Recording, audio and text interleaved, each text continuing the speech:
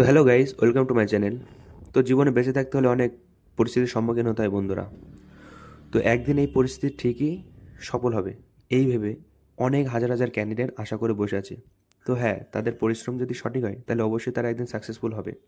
তো কথা না বাড়ি আমি সকাল সকাল ঘুম থেকে উঠে ফ্রেশ হয়ে ফার্স্ট স্লটে হিন্দি নিয়ে পড়তে বসে যাই।